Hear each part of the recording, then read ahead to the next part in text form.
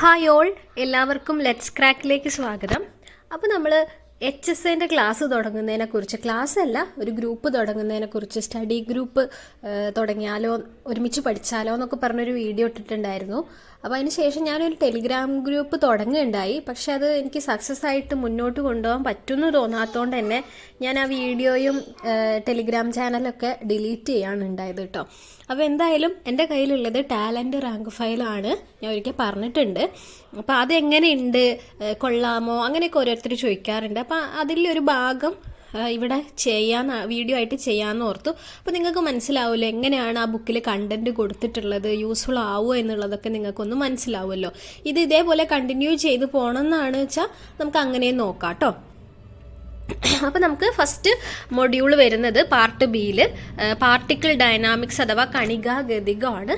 എങ്ങനെയാണ് ഇതിൽ കൊടുത്തിരിക്കുന്ന പോയിന്റ്സ് എന്നൊന്ന് നമുക്ക് നോക്കിയിട്ട് പോവാം. ഓക്കെ, അപ്പോൾ ഞാൻ പറയുവാണ്, നിങ്ങൾ കേട്ടോളൂ. ഒരു ഓഡിയോ ക്ലാസ് കേൾക്കുന്ന പോലെയൊക്കെ നിങ്ങൾക്കിത് കേൾക്കാം കേട്ടോ. ഓക്കെ, ഒരു വസ്തു, അപ്പോൾ എന്താണ് കണികാഗതികം, പാർട്ടിക്കിൾ ഡൈനാമിക്സ് എന്താന്ന് പറഞ്ഞിട്ടാണ് കേട്ടോ നമ്മൾ തുടങ്ങുന്നത്.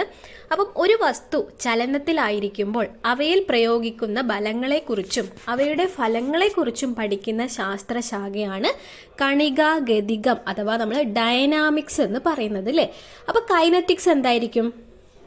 കൈനറ്റിക്സ് എന്ന് പറഞ്ഞിട്ടുണ്ടെങ്കിൽ ചലനത്തിൻ്റെ കാരണത്തെക്കുറിച്ച് പരാമർശിക്കാതെ എന്തിനെക്കുറിച്ച് മാത്രമേ പരാമർശിക്കുള്ളൂ? വസ്തുക്കളുടെ ചലനത്തെക്കുറിച്ച് മാത്രം പഠിക്കുന്ന ശാസ്ത്രശാഖയാണ് കൈനറ്റിക്സ് അല്ലേ. അവിടെ ഫലങ്ങളെക്കുറിച്ചോ അതിൻ്റെ കാരണങ്ങളെക്കുറിച്ചോ ഒന്നും നമ്മൾ പറയുന്നില്ല, ചലനത്തെക്കുറിച്ച് മാത്രം പഠിക്കുന്നതാണ് കൈനറ്റിക്സ്. പക്ഷെ ഡൈനാമിക്സിലേക്ക് വരുമ്പോഴോ അതിൽ പ്രയോഗിക്കുന്ന ബലങ്ങളെക്കുറിച്ചും പിന്നെ അവയുടെ റിസൾട്ട്, അതിൻ്റെ ഫലം എന്താണ്, അതിനെക്കുറിച്ചൊക്കെ പഠിക്കുന്നതാണ് കണികാഗതികം. അപ്പോൾ അതാണ് നമുക്കിവിടെ പഠിക്കാനുള്ളത്. അപ്പോൾ എന്താണ് ചലനം?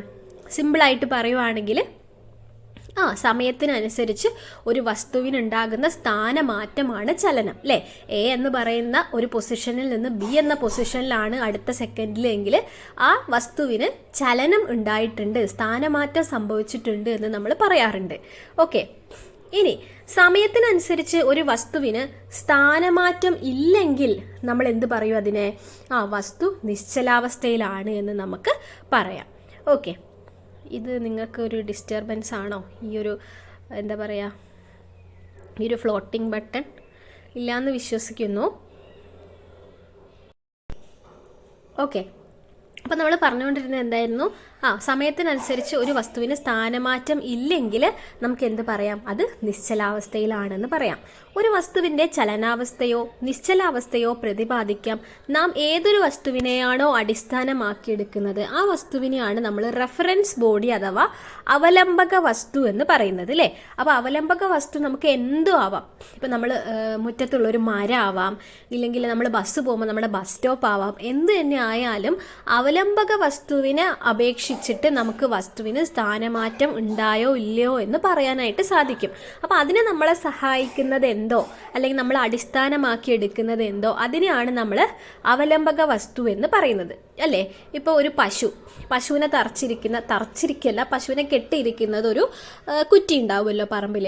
അപ്പോൾ ആ കുറ്റിയുടെ ലെഫ്റ്റ് സൈഡിലായിരുന്നു പശു ഉണ്ടായിരുന്നത് എങ്കിൽ പിന്നെ നോക്കുമ്പോൾ റൈറ്റ് സൈഡിലാണ് ഉള്ളത് എങ്കിൽ നമുക്ക് ആ ഒരു കുറ്റീനെ അവലംബക വസ്തുവായിട്ട് എടുക്കാം ഇല്ലേ. അപ്പോൾ ആ വസ്തുവിനെ അടിസ്ഥാനമാക്കിയിട്ട് നമുക്ക് എന്ത് പറയാൻ പറ്റും? വസ്തു ചലനാവസ്ഥയിലാണോ നിശ്ചലാവസ്ഥയിലാണോ എന്ന് പറയാൻ പറ്റും അല്ലേ. അപ്പോൾ പശുവിന് സ്ഥാനമാറ്റം ഉണ്ടായിട്ടുണ്ടെങ്കിൽ നമുക്ക് എന്ത് മനസ്സിലാവാം?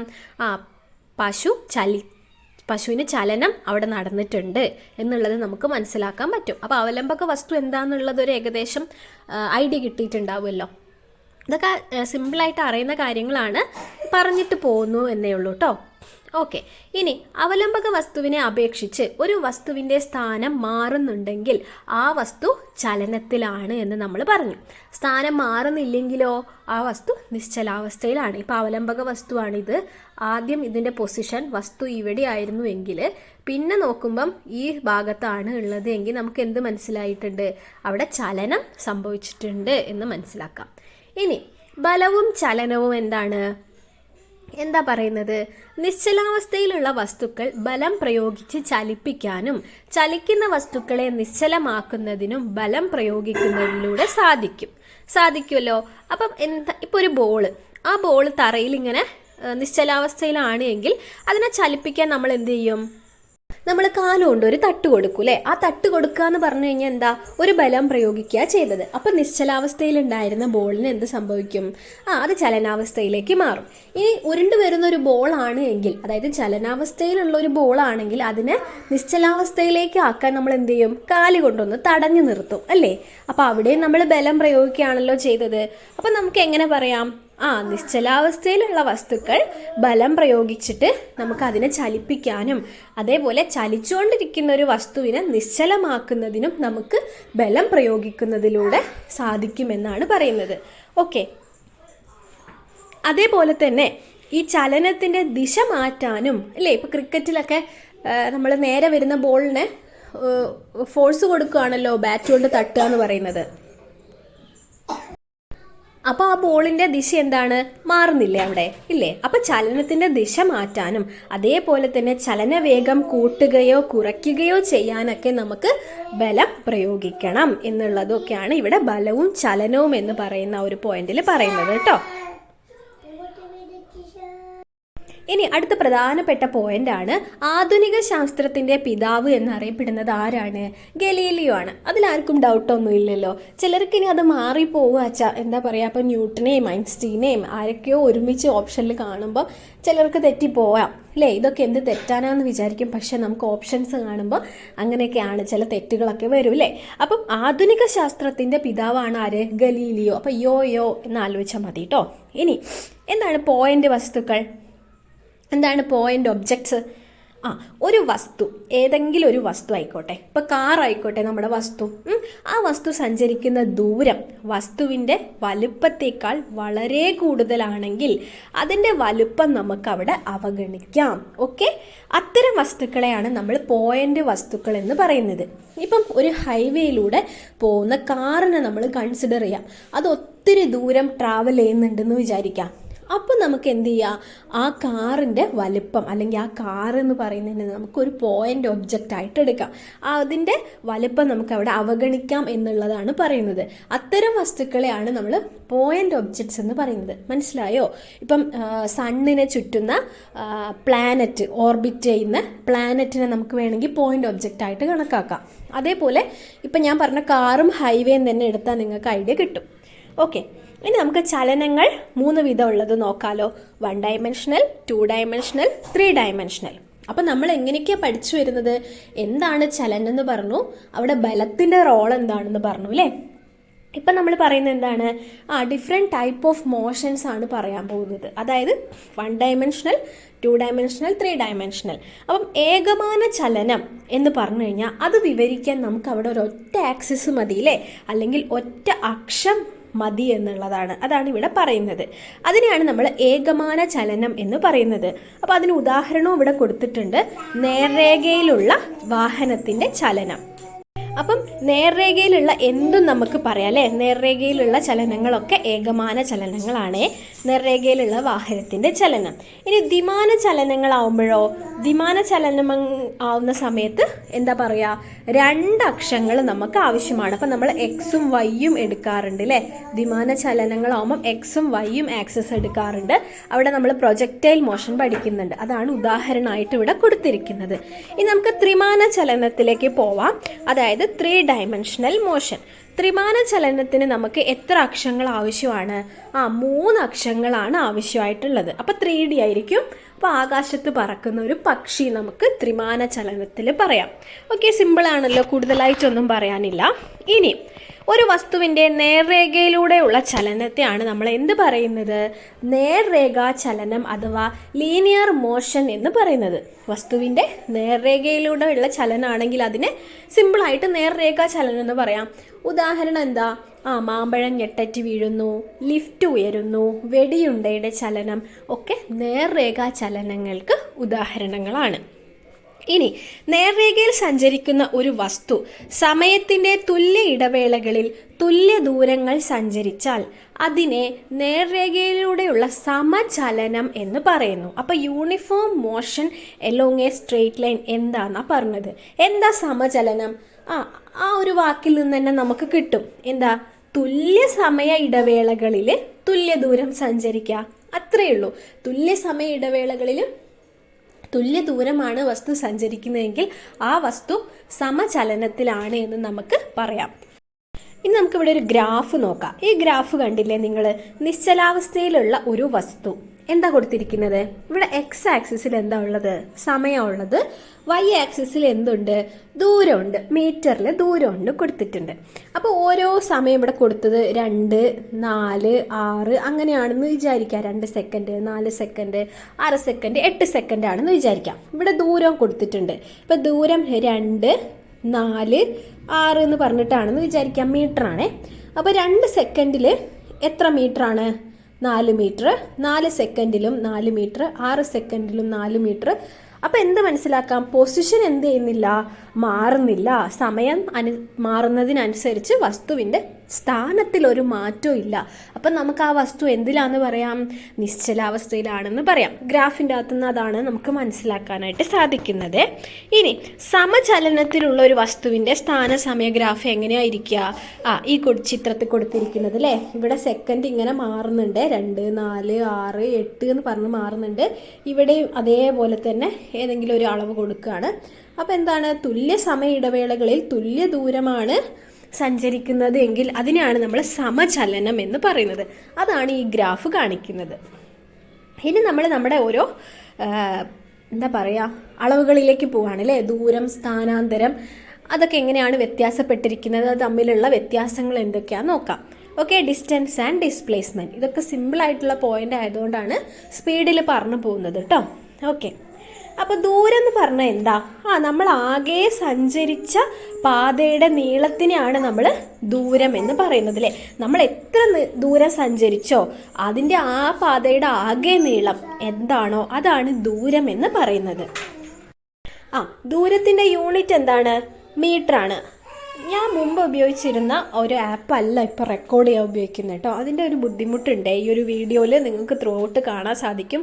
ഇടയ്ക്ക് ഇങ്ങനെ പോസ് ചെയ്യുന്നുണ്ട്, പിന്നെ കളറിലൊരു വ്യത്യാസം വരുന്നുണ്ട്. അപ്പോൾ അതെന്താ?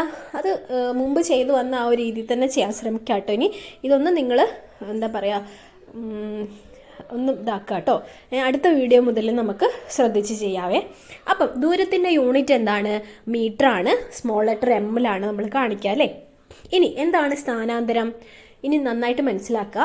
ആദ്യ സ്ഥാനത്ത് നിന്ന് അന്ത്യസ്ഥാനത്തേക്കുള്ള നേർരേഖാ ദൂരമാണ് സ്ഥാനാന്തരം. അപ്പോൾ അതിൻ്റെ സ്ഥാനമാറ്റത്തെ ആയിരിക്കും നമ്മൾ സ്ഥാനാന്തരം കൊണ്ട് കാണിക്കുക. അതായത് ഇപ്പം എയിൽ നിന്ന് ബിയിലേക്ക് പോകണം, നമുക്ക് നേരെ വഴിയില്ല. അല്ലെങ്കിൽ ഇപ്പം നമ്മൾ ബസ് സ്റ്റോപ്പിൽ ഇറങ്ങി, എ ആണ് ബസ് സ്റ്റോപ്പ്, എൻ്റെ ഫ്രണ്ടിൻ്റെ വീടാണ് ബി. അപ്പം എന്താണ് നമുക്കുള്ള വഴി എന്ന് പറഞ്ഞു കഴിഞ്ഞാൽ വീട്ടിലേക്കുള്ള വഴി ഇങ്ങനെയാണ്. അപ്പോൾ ഇങ്ങനെയാണ് ഞാൻ പോകുന്നത്.